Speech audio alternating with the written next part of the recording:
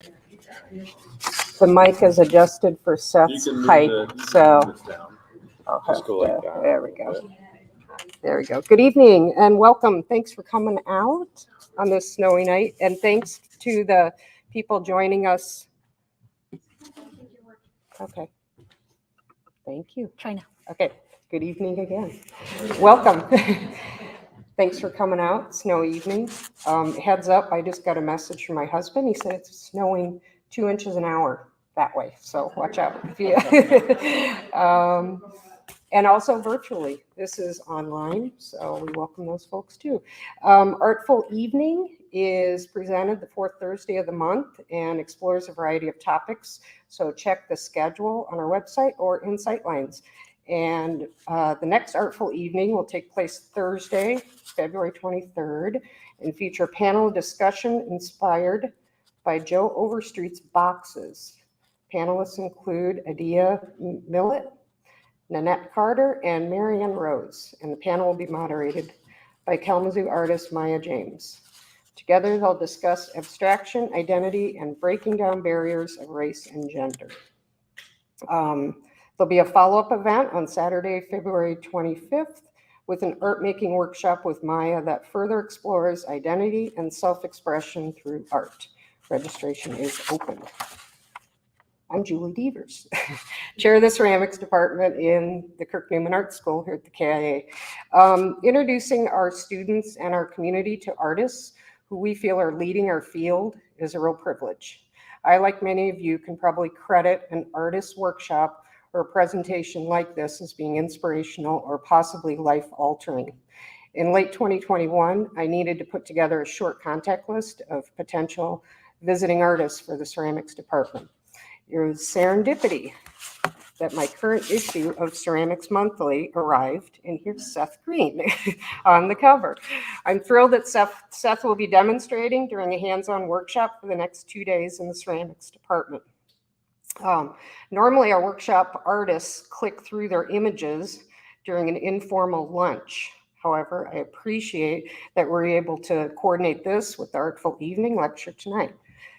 Seth is an assistant professor of ceramics at Purdue University Fort Wayne in Fort Wayne, Indiana. Before joining the faculty at Purdue, Seth was associate professor of ceramics at Morehead State University in Morehead, Kentucky. He received his BA in art from his home state, Southern Utah University, and received a Master of Fine Arts in Ceramics from the University of Nebraska-Lincoln. Seth has worked at Anderson Ranch in Colorado and artist in residencies, including Urchi Bray Foundation and Red Lodge Clay Center, both in Montana. I think you like the mountains. He's also presided over workshops, including kiln building at universities and art centers across the country. Not only does Seth exhibit his ceramic vessels on the national and international level in solo and invitational shows, but I'm never surprised to see a best of show or purchase prize when he's involved in a juried show. Please welcome me and join me in welcoming Seth Green.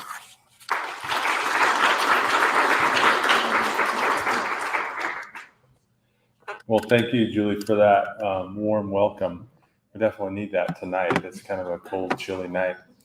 I want to thank the KIA and Julie for lining this opportunity up for me to come and speak tonight, and as well as give a workshop for the next couple of days.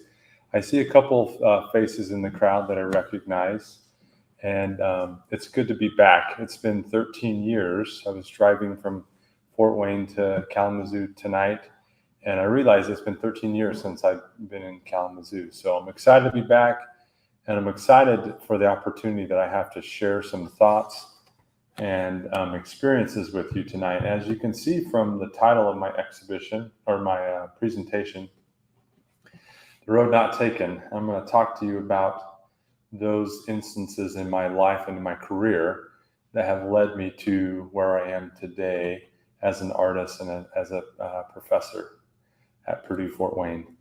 So with that, we'll go ahead and get started. So Julie, you're right. I really do enjoy the mountains. And I grew up in southern Utah, and this is from a hike called Angel's Landing. One of the things I really liked about southern Utah was the high arid desert, the beautiful landscapes and the colors. I'd often spend time backpacking and fly fishing, and anything I could do in the outdoors, I was doing it as a youth and as I grew up in southern Utah. This is Bryce Canyon National Park, also pretty similar to Zion. The colors are definitely a little bit different, but these are the types of environments that I found myself in as a youth growing up in southern Utah. And I blame my addiction to clay on this guy right here, LeVar Burton. Probably many of you, maybe some of you not, that are younger, probably don't, remember this program, but I would come home after school and I would race off the bus and I would get home and I would watch this program called Reading Rainbow. And he would read books like Enemy Pie and Cloudy with the Chance of Meatballs. And one day he read a book, something similar to one of these books, did a demonstration on how to make pottery. And I tried it. I went out in my garden, I dug up some dirt, added too much water to it, so it got a little muddy. So I went into my mom's kitchen and got flour and mushed a bunch of flour in there, which is not how you make clay, by the way. And I made these little coil pots and these pinch pots, and we lived in a rural part of southern Utah, and we burned our garbage. And I snuck my little pots into the garbage barrel, and then I dug through the ashes in the morning, and they didn't blow up. So I did my very first pit firing. And that lasted for a couple weeks. Then I went on to arrowhead collecting or lizard hunting or something. I was about 9 years old, 9 or 10. A few years later, I went to the high school and I saw the spinny thingies, the potter's wheels. And I said, I want to do that. So I did that for 3 years as a high school student. And then I went on to college. I didn't know that I was going to major in art, but I knew I wanted to keep making pottery. So I took some classes at Southern Utah University, and I found myself quickly involved in the community. It's really hard to not get involved in a clay community. There was some wonderful classmates, and my professor, Susan Harris, she encouraged me to go to workshops, go to national conferences, exhibit my work into exhibitions. And next thing I knew, I was committed. I was going to be an art major. So this is me in my senior year. I was firing a salt kiln, pretty similar to one that's out here at the KIA. I'm about ready to pull that brick out and dump a bunch of rock salt into that kiln. The pieces that are in the kiln ended up being in my senior exhibition. And early on, my work was inspired by architecture, but I didn't understand the why behind my inspirations, other than it looked like it could be a pot with a lid and a knob on the top. That was the extent of my understanding of why I was so drawn to looking at architecture so early on. This was my interpretation of the Leaning Tower. And as I mentioned, Susan Harris was not only an awesome, very inspirational teacher, but she was also, she's still alive. Her work is impeccably crafted. She pays really close attention to detail, and her references to historical ceramics and historical bronzes is very inspirational to me. So, Susan Harris is definitely someone that really has inspired my work throughout the years, even till this day. So as a side note, during college, I was, during the summertime, I also spent time as a wildland firefighter for the Forest Service. So I would go to school during the year, and I would make enough money to pay for 2 semesters of school, so I didn't have to go into a lot of debt. And I worked primarily on an engine crew, but my favorite thing to do was to go out with the hot shot crew. And they went into the most exciting parts of the large complex fires. And I love being on the fire line, and I love working with my crew, and I love being out in nature for weeks at a time. And I loved the adrenaline associated with fighting fires. And it's any wonder that I'm a wood fire potter these days. So if there was, I did not take this photograph, but you can imagine the sound that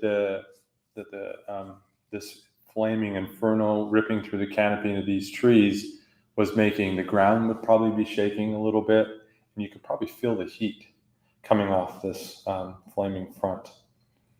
And if there was a way that I could figure out how to harness this power in my work, I wanted to figure out how. So as a student, I didn't understand how I could do that.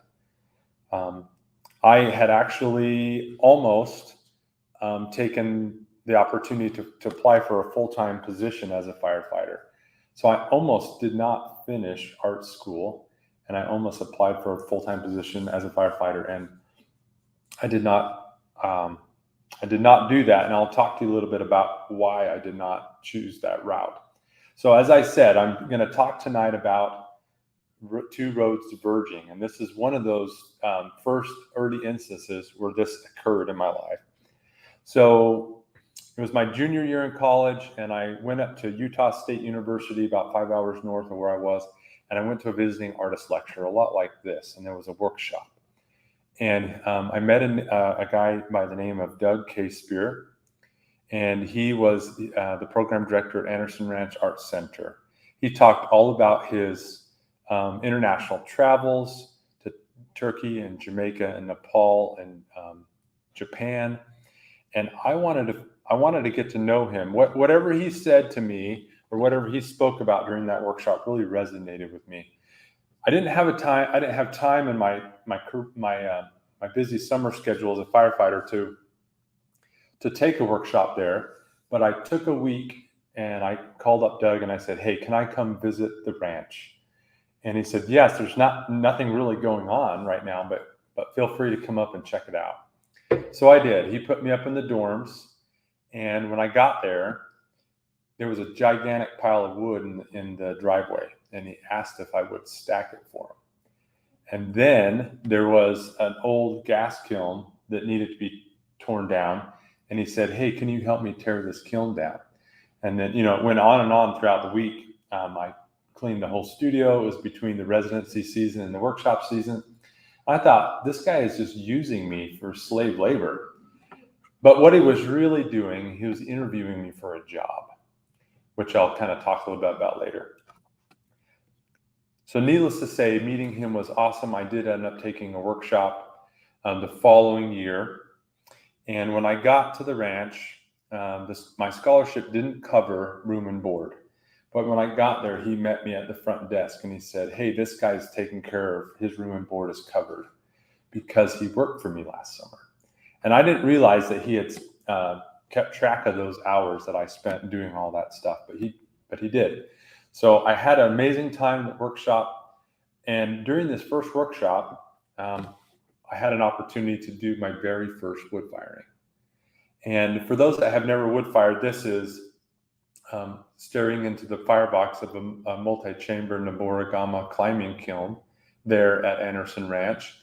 And, we're putting the wood right in the firebox, and the wares are just behind there. And the flame and the vapors and the ash are flying through the kiln, which create a beautiful surface on the pots. And I felt like I was qualified for the job because I had a t-shirt on it that said fire. I met a lot of amazing people and made pots, had this experience firing.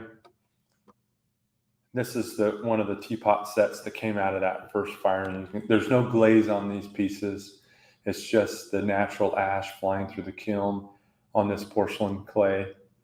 I should say porcelain, not stoneware, but that doesn't really matter. So at the end of the workshop, Doug Casper pulled me aside and he said, "Hey, what are your plans for the future?" And I was honest with him and I said, I'm actually thinking about quitting school and turning in this application that I had filled out at home to be a wildland firefighter. And he was familiar with that life because he raised his nephew, who was a smoke jumper. So he understood that life. And he gave me a critique on my work. And I said, honestly, I'm afraid that I can't make a living as an artist. I don't know how to do that. And I was newly married at the time.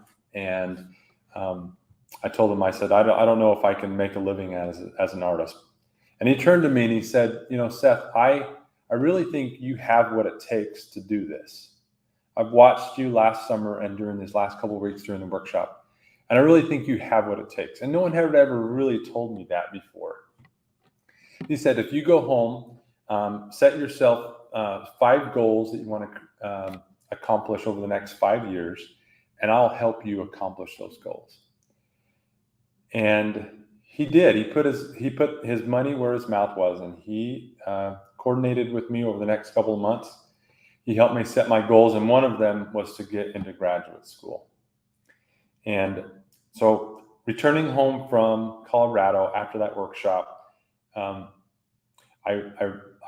had an encounter with my own work on the mantle of my fireplace. This picture is here from my senior exhibition. And I said, you know what? I'm going to give it a try. Someone said that they had faith in me, and then they were going to help me accomplish this. So I decided that I would go for it. And fast forwarding, until 2023, I'm now teaching at Anderson Ranch Art Center. So if you want to come to the mountains in Colorado this summer, I'm teaching a workshop about wood firing and soda firing. And this will be the 3rd time that I've taught there. So it's amazing to see how things have kind of come full circle. Another person that made a big difference in my life to help me make that choice to lead a life as an artist was my friend Brian Jensen. Along with my degree in art, I did art education as well. So I did my student teaching, and I was going to be a high school teacher. And during that time, my friend Brian, he really also encouraged me and helped me use his kiln and his facility after school, after I did my student teaching, to get my portfolio ready for graduate school applications. So he was very inspirational and very instrumental in my life. So I want to pause here for just a minute, and I want to show you a video. It's a video of The Road Not Taken by Robert Frost.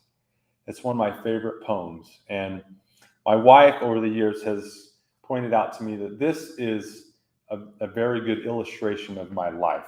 Okay. So I'm going to pause right here, and it worked. Okay.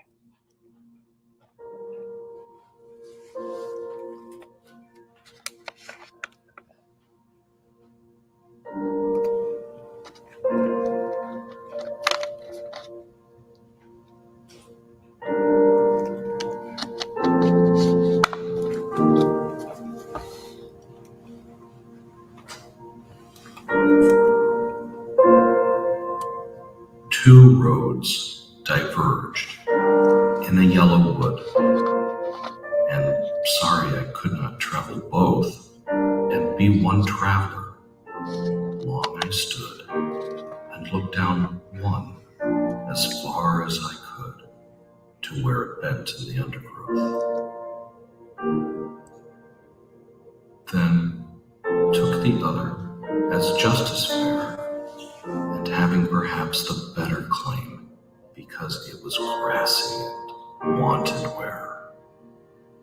Though, as for that, the passing there had really worn them about the same. And both that morning equally lay in leaves no step had trodden black. Oh, I kept the first for another day. Yet, knowing how way leads on to way, I doubted if I should ever come back. I shall be telling this with a sigh, somewhere ages and ages hence. Two roads diverged in a wood, and I took the one less traveled by, and that has made all the difference.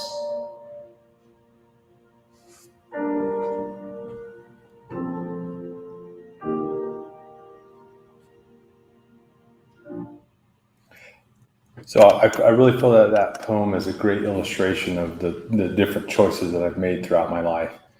And it was during this time when I was doing my student teaching that my mentor teacher, Brian Jensen, took a job at a university. And the principal was like, hey, we're excited to have you take this job next year here at the high school. And ultimately, I decided not to do that. And I decided to take that leap of faith and go to graduate school. I applied for graduate school that year, and I got into the University of Nebraska-Lincoln, which was my number one choice.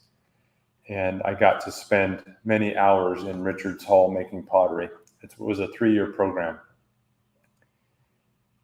And these were my professors, Eddie Dominguez, Gail Kendall, and Pete Pinnell. They were all very different in their approach to making. And I really wanted to study glaze chemistry with Pete Pinnell and kiln building. But I really got a lot out of interacting with Gail Kendall and with Eddie Dominguez. Very different approaches, but very awesome in their own respects. I learned how to weld and I learned how to build kilns. And this is me in my studio getting ready for my thesis exhibition. And early on, I was inspired still by the red rocks and the atmosphere of southern Utah. So I was still thinking about the colors of the landscapes that I grew up in. So I was trying some new things. I was hand building. I was throwing and altering vessels, and I was firing them in a soda kiln, which really allows me to achieve these really beautiful, orange and brown colors that reminisce my upbringing in southern Utah. But I was no longer in southern Utah. I was now surrounded by corn and soybean fields, a lot like this. And I began making pots, thinking about my new landscape. This is a platter stamped with an old dried up corn cob around the rim, and the slip work in the center kind of reminisces the endless rows of corn and soybeans. So at the end of my first year of graduate school, I had an opportunity to go to Chile. I wrote an international travel grant through the University of Nebraska, and I got to go to Curamilla to help out with a kiln building workshop. So we built this kiln. This was a program established through Anderson Ranch, and we built the kiln during the day, and at night we made pots, and at the end of the week we filled the kiln and we fired it. And this is one of the bowls that made it home in my suitcase intact. Many of the other pots that came home were not intact, but this is when I still have this in my office. And it was this experience that I started to think about how I could use the wood kiln as a tool to create and get across this idea of harnessing fire. So I intentionally started to place other pots on top of my pots to make a record of the firing process. I had a really great experience being in a new culture and meeting new friends and building this kiln. Sometimes as artists, you have to make do with what you have. More often than not, that's what we have to do. The lady running the workshop, she had ordered some high temperature kiln shells. So for those that know what that means, those that make pottery and in the ceramics, these kiln shells were low temperature shells that she had. And it was time to load the kiln. And so we loaded it, and miraculously, nothing died. Everything stayed intact. Looks like that bottle is holding up the whole stack. But the funny thing is the kiln shelves that had been ordered arrived as we were unbricking the kiln to unload the kiln. So it was very, very funny that would happen. So that was a really great experience, but perhaps the most important and life-altering experience that I had while I was there, the kiln had to cool for 3 days. So I had to make use of my time in this beautiful landscape. And I took a walk out to this place called Punta Curamilla. And as I was approaching this seemingly mundane lighthouse from downhill, I experienced this striking silhouette against the horizon, the silhouette of this lighthouse. It was right then and there that I understood what it was about architecture that was so appealing to my work. Now, these are photographs much better than the ones that I took when I was there. These are ones that I had my friend take when I was submitting that article to Ceramics Monthly. I had to have some really high resolution images. So these were really beautiful images. And you can see that the structure that was next to the lighthouse has since been torn down. But it was this experience with this lighthouse that helped me understand. This is the photograph that I took back in 2007. And it was this experience that helped me really understand why I was so drawn to looking at architecture. The light bulb, so to speak, clicked on in my mind how I could do that. So I returned to Nebraska and I started making pots, thinking about this new understanding. And I went to the architecture library on the University of Nebraska's campus, and I came across these old photographs of the Czechoslovakian architecture, which is now Prague. And the city of Prague is called also the city of 1,000 golden spires. So there was like a spire and a finial on every structure that you looked at. And fast forwarding to 2014, during graduate school, I was just really experiencing these inspirations online and in books.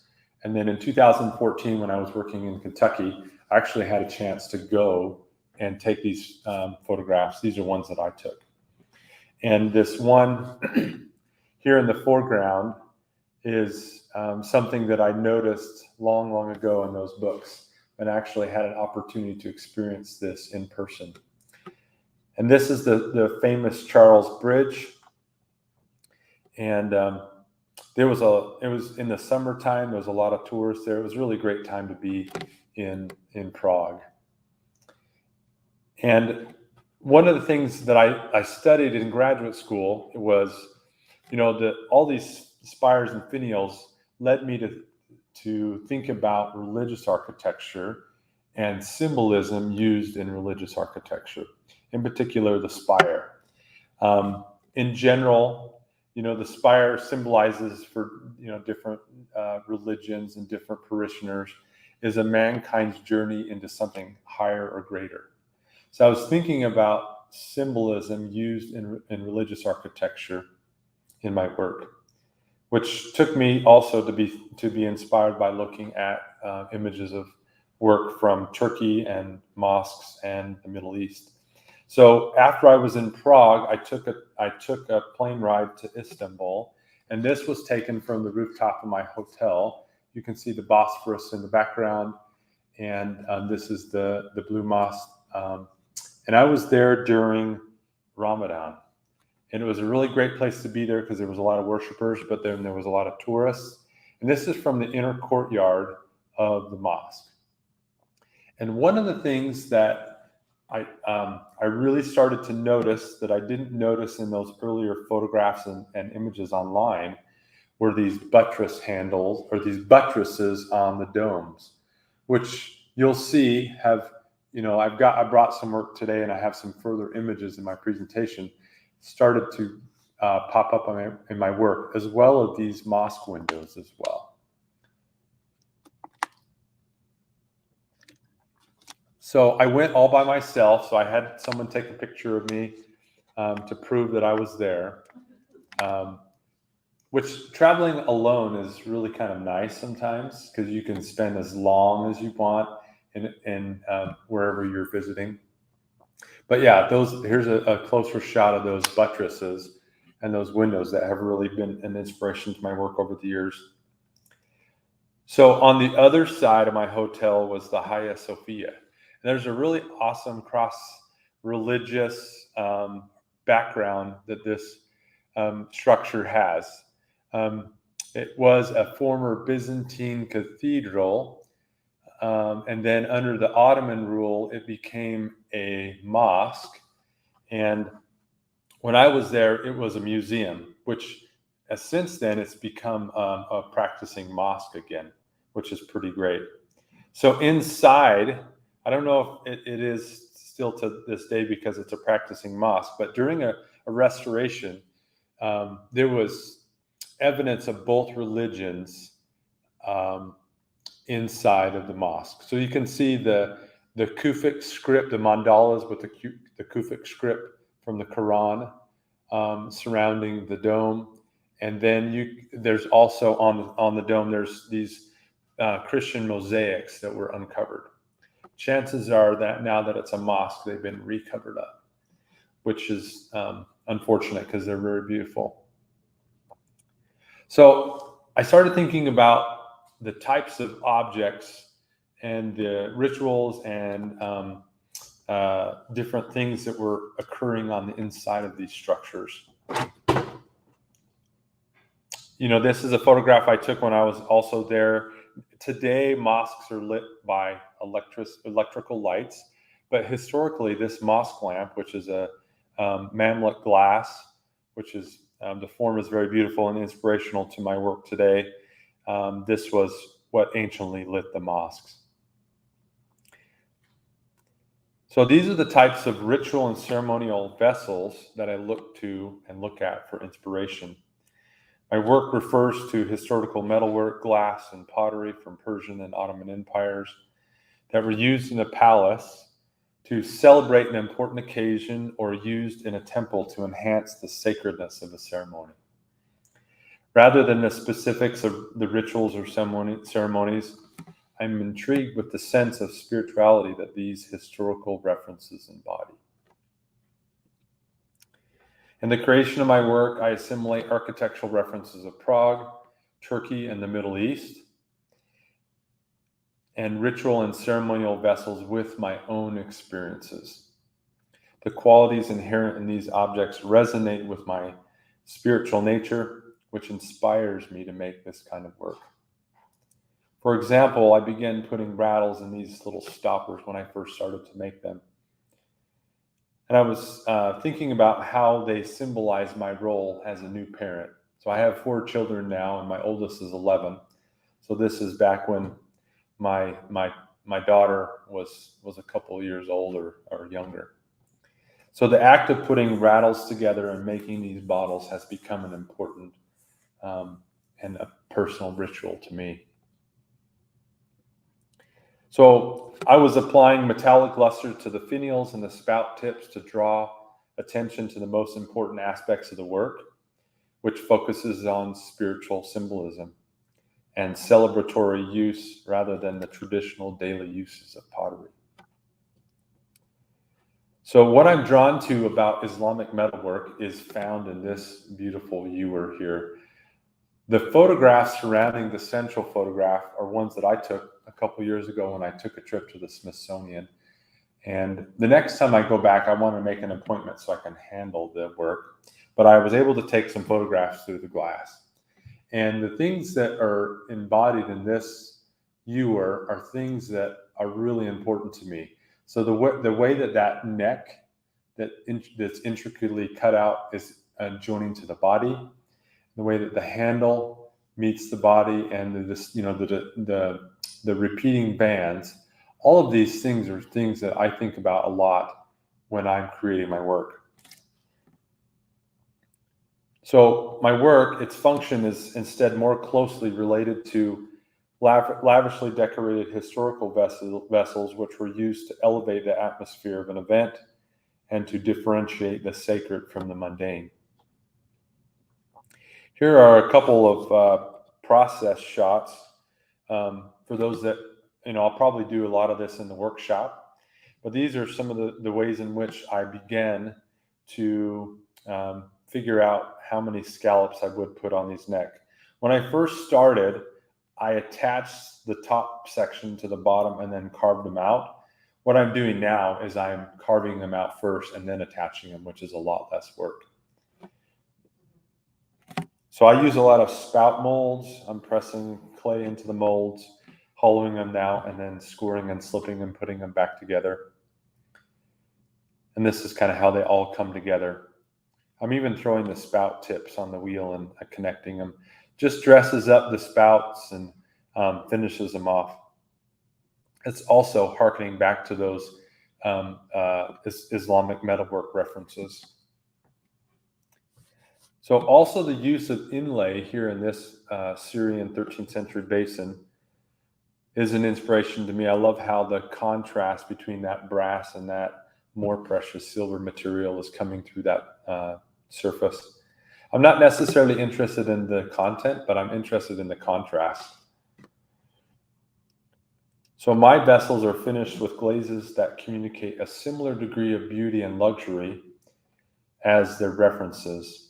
And this glaze in particular, with the silver crystals growing through this kind of matte gold glaze, referring to the use of inlay in metalwork. And then I've got the metallic luster on the finial or the spire. I'll just scroll through here. I use I use a variety of different forming crystal metallic glazes to complement the various forms that I make. I'll just kind of scroll through a couple of examples here of this earlier work. So historical reference plays a major role in my work. Throughout the history of ceramics, potters have been influenced by metalworkers and their prototypes. This Syrian flask made by the Syrians in the 13th century most likely inspired the Ming Dynasty potters a couple centuries later in China.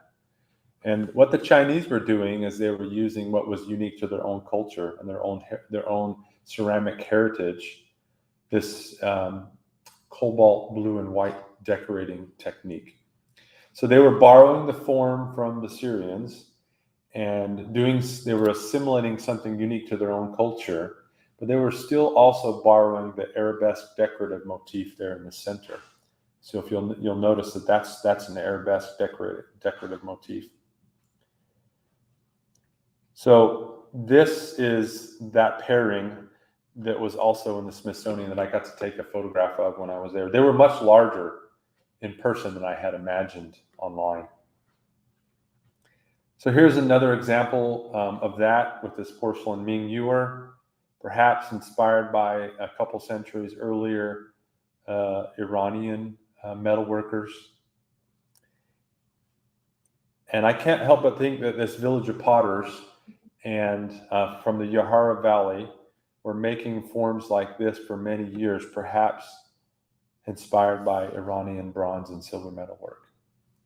And this is my interpretation of that. And actually, I made this piece in 13 years ago when I was working at Western Michigan University. So my work is functional. It could definitely be used, but it is removed from the everyday utility of a pot that you would eat or drink from on a regular basis or put in the dishwasher after use. I continue to be more concerned about symbolism and the metaphoric aspects of the work. Bringing symbolism to a material plane is at the heart of my work. For an example, this piece references a Syrian metal ewer and the basin that was provided for guests to use for hand washing. This piece symbolizes the act of cleansing in various rituals.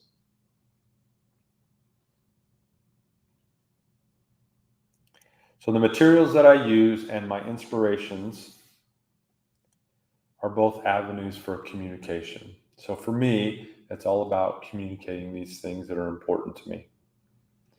So let me talk a little bit about my journey to Indiana here for a minute. After graduate school, I had an opportunity to go to the Archie Bray Foundation to be a resident artist. And for those that have never done a residency or don't know what a residency is, it's a gift of time to just devote to making pottery. I didn't have to write art history papers. I didn't have to do my work study job. I was there and I was devoted to making pottery. The only thing that distracted me a little bit was the mountains and the fishing. So I did a fair amount of that, but I also had plenty of studio time. So the Archie Bray Foundation is an old brick and sewer tile factory. You can see the beehive kilns in the background.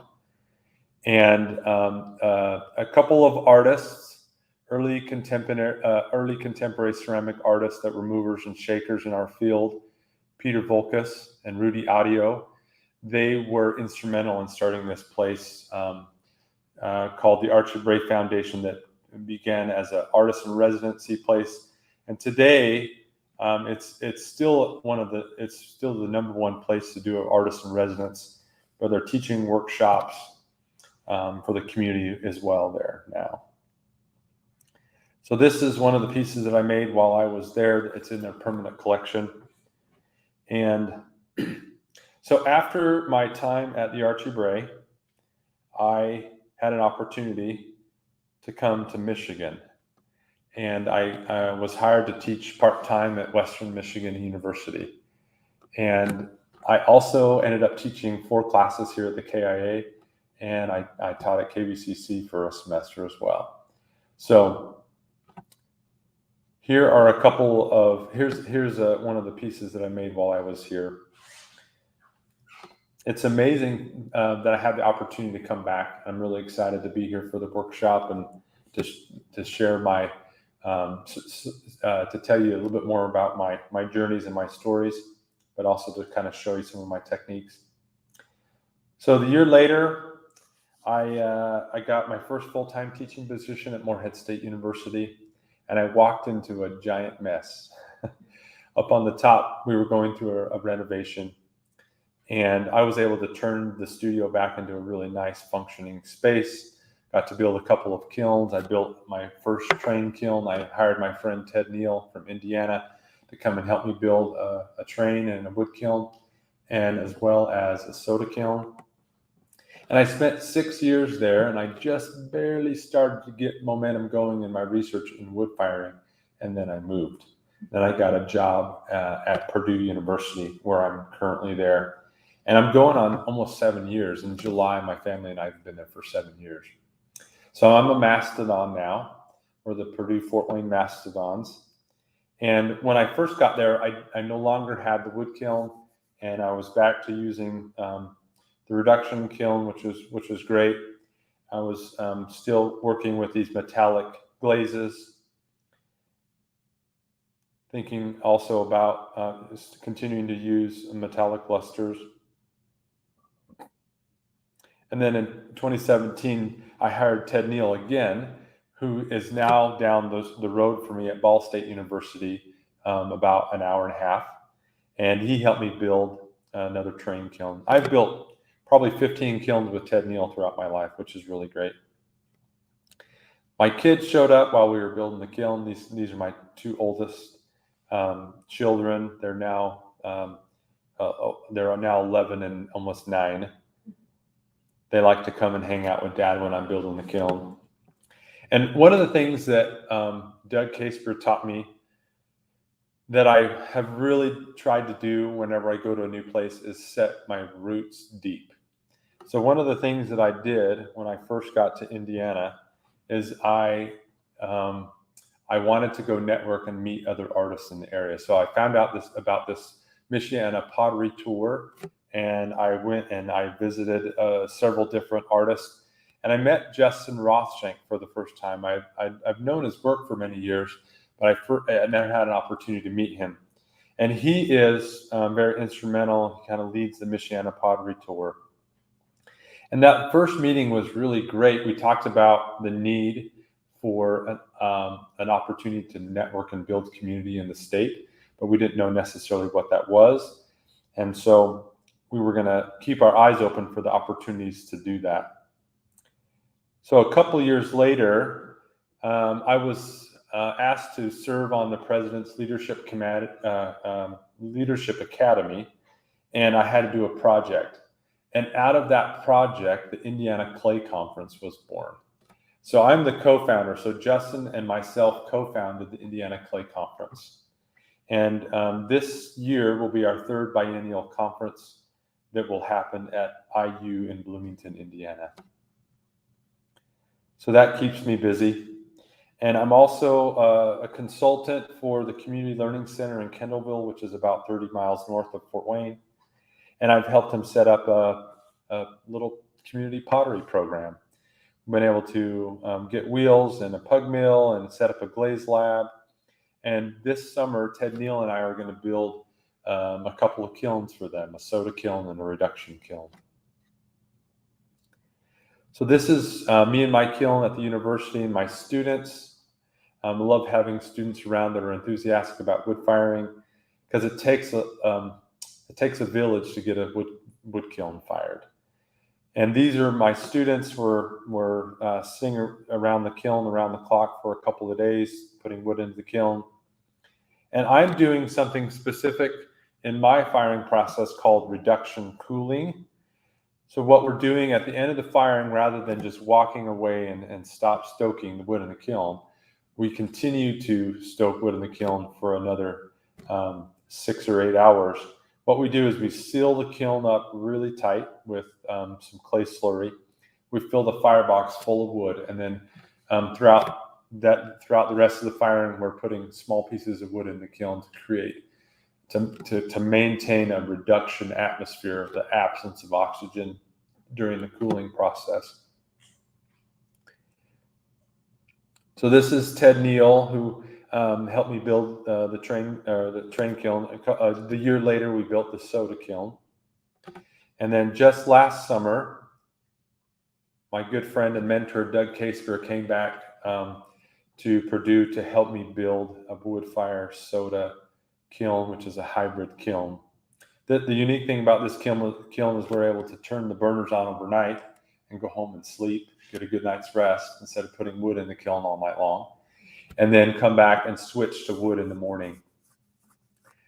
So it's great that Doug is I'm still in communication with Doug, and we're still collaborating together. And it was really a great opportunity for him to come help me build the kiln that he developed and he designed, that he's been firing for many years. So in my kiln, in my train kiln at home, these are some of the results that I'm getting. And one of the things I really like about this firing process is that I don't have to put glaze on anything.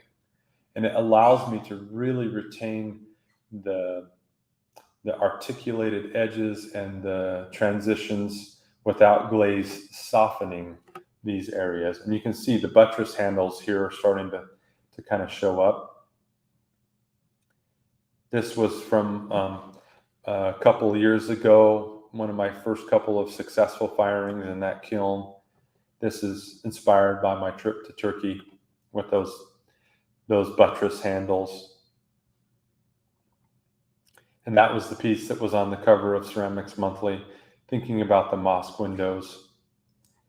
You know, it took me about 4 or 5 years to really, well, probably more than that. You know, from 2000, my trip was in 2014, and really it's only been a couple of years that I've really been making this type of work, incorporating those aha moments that I experienced while I was in Turkey and Prague. So it's taken a long time to digest that. So this piece here is on the table. I brought it with me. This is a double-walled vessel. It's really awesome. I love how wood firing can give you two sides of the story. You know, the one on the left is evidence of that facing the firebox, and the one on the right is facing away. Two kind of vastly different surfaces. I'm also making, you know, straight up functional pottery as well, getting some really beautiful results from this type of firing environment. And I'm really loving this metallic patina aged surface that I'm getting through this process of wood cooling, reduction cooling in the wood kiln. Here's me thinking about Prague, my cupola jars, a pair of tumblers, and the lidded pitcher. And while I was in Prague, I also took a side trip to Český Krumlov, which has inspired these tower jars. This is also a double-walled jar.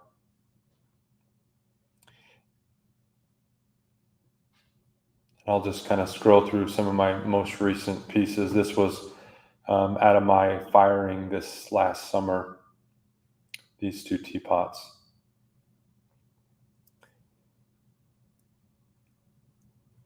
So the references are becoming more refined and more intentional. And the reason I do everything is because of these people right here. This is my family, my wife and my 4 children. And this show is just coming down this weekend at the Fort Wayne Museum of Art. And this is why I do what I do, and this is why I have done what I've done, is so that I can take care of my family. And I feel very blessed and honored to be able to have the opportunity to do that through my career as a professor, but also as a maker and as an artist. So I want to end tonight on a little bit of a poetic note, a little bit. I'm going to wax philosophical here for just a second. So during graduate school, my dear wife read this book and she says, "You've got to read this book. It's really great. I think it'll really help you." And my first year, if anyone has ever experienced going to graduate school, I wanted to quit after my first year. My wife's like, "No way. You drugged me from Utah to Nebraska. You are not quitting. You're going to finish this out." And so she read this book and she says, "You really got to read it. There's some really good things in here." So I read the book. And this is, it's called The Alchemist by Paulo Coelho. It's a really great book. You can find it on Audible. When I actually just finished re-listening to it. So I'm going to read this quote, and I think this really sums up my thoughts about where I am currently in my career. And it says, "Before a dream is realized, the soul of the world tests everything that was learned along the way. It does this not because it is evil, but so that we can, in addition to realizing our dreams, master the lessons we've learned as we've moved toward that dream. That's the point at which most people give up. It's the point at which, as we say in the language of the desert, one dies of thirst when the palm trees have appeared on the horizon." So this is where I feel like I'm at in my career. I don't want to die of thirst. I have a long way to go in my career. I want to make it to the oasis. I want to continue to grow and develop as an artist. And I'm just grateful for the lessons that I've learned along the way that have helped me get to the point where I'm at in my career and in my work. So thank you very much. If there's questions, this is how you guys can contact me. I'm on social media, or if you want to engage with me on my website, you can do that too. But I'm willing to entertain any questions that you have. We have a little bit of time left for that, I think. So, are there any questions? You guys have any questions? You mentioned the train kiln. Can you explain that? Yeah. So the train kiln is. I'll just go back to that image really quick for you. The train kiln is more or less, let's see, where was I? Here we go. The train kiln is more of a tube kiln. And with that high fire, the firebox, there's 2 main fireboxes. The one on the bottom is the kiln, the firebox that we use to preheat the kiln overnight, about 100 degrees an hour. And in the morning, we switch to larger pieces of wood in the top box. And that high firebox, there's a really strong, because of the high firebox, there's a really strong draft in this kiln. So this kiln is designed for a shorter firing period, but because there's such a strong draft in this kiln, there's lots of ash being pulled through the kiln. So you can get that ash accumulation and that development in a shorter amount of time. And then this kiln is also really easily sealed up tight to create a reduction cooled atmosphere. So it's along the lines of those ancient historical tube kilns. The person who designed this kiln is John Neely at Utah State University, and Ted Neal was his apprentice, so to speak. He was a technician at Utah State University for many years, and that's how Ted learned how to build this kiln. So we're crawling inside the big open door. We're loading pots in there, stacking them in between shelves, bricking up the door, and then it takes about 36 hours to fire the kiln to completion. So about 27 hours to get to the temperature and hold at cone 10, cone 11, above 2300 degrees, and then we're cooling it for another 6 or 8 hours. So it's a way to get quite a bit of action and quite a bit of results from a shorter period of time. I know that when I was here, I fired with Julie in the Anagama. How long are you doing your firing? It's like 3 days? Yeah, so a long, long time. So that's one of the benefits of this style of kiln, that you can get some pretty great results in a relatively short amount of time compared to 100 hours. So thank you. That was a great question. Are the 3 little quarts with a single word in them, are those to check cones or to also introduce one word? Those are to check cones. And I don't think I have an image of the back of the kiln. Wait, I do actually. Yes, I do. So here's on the top right is the back of the kiln, and these are side stoke ports. So when we load the kiln through that big door, we leave 2 alleyways on either side of that middle stack, and we're throwing pieces of wood in the back to help bring that temperature to the back side of the kiln before it exits the flue. And so that's the back of the kiln. And those bricks in the front, and also that brick in the very bottom right is also a port where you could pull out and look at cones to kind of tell us what temperature the kiln is at. Yeah, that's a great question. Yes, in the back. So you're saying that your greenware goes in, there's no glazes, there's nothing that's put on it before it's just the fire or the soda that gives you that color on there? So you could put unfired pots in there because of the slow preheat time, but I always bisque fire my work in the electric kiln first, and I apply glazes on the inside, and I apply high iron clay slips on the outside. But yeah, it's all bisque fired before we put it in the kiln. Very interesting. Yeah, thanks. Here in the back. Could you describe your fire body, your clay body? So I don't really have like a particular clay body. I like stoneware clay bodies. The clay body that I use is high in Hawthorne Bond fire clay and gold art. And I pretty much can use any stoneware clay and put a slip on it, a liquefied clay of high iron bearing clay slips, because it's the manipulation of iron during the reduction firing, but also in the cooling process. A lot of those reoxidized red colors, like the bottom left of this is where what we call reoxidized red. So during the reduction cooling process, we're trying to maintain that black iron oxide atmosphere. But then as the kiln kind of reoxidizes in spots, we get these really beautiful metallic flashes on the surface. So it's the manipulation of iron. So really any stoneware clay body I have found gives me really great results. So I'm not very particular about it, but I do use stoneware as well. That's a great question. And I asked, how are you applying your slip? So with these larger, more intricate pieces, I'm spraying it on, because it's kind of hard to dip it in the bucket. But with smaller pieces like this, I'm dipping in the bucket of slip.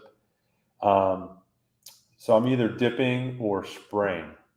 I don't necessarily paint any slip-on, but there's a lot of artists that do that. I usually dip or spray, especially if these larger pieces. It's really hard to get these pieces, 18 inches of this base down into the slip bucket. So mostly dipping and spraying. Yes. You were talking about double wall forms, and I was just curious, do you throw your pieces in one piece, or like what's your process? So I throw my pieces in multiple pieces, and then I connect them all together during the leather hard state while it's on the wheel. So this piece right here is that bottom foot section is one, and then up to the windows is a second piece. And then the window section is a third piece. And then that cylinder where that lid is sitting in goes all the way down through the window section. And then I've kind of stamped that area. And then I have a shoulder piece, and then there's the lid and the handle. So it's in multiple pieces. And I'll probably make one of these in the workshop. I'll probably make one of these multi-piece pieces in the workshop. So multiple pieces. Definitely could not throw that all in one shot. Although it would be nice. It would cut down on the amount of work. But, I'm thinking architecturally, so building it in compound forms makes a lot of sense to me, to be able to kind of like separate those different parts and pieces out. So, yeah, great question.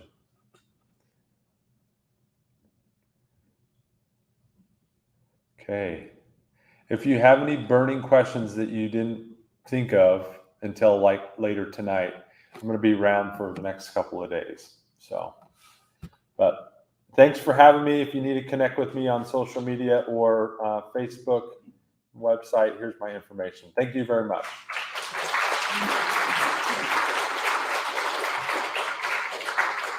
And feel free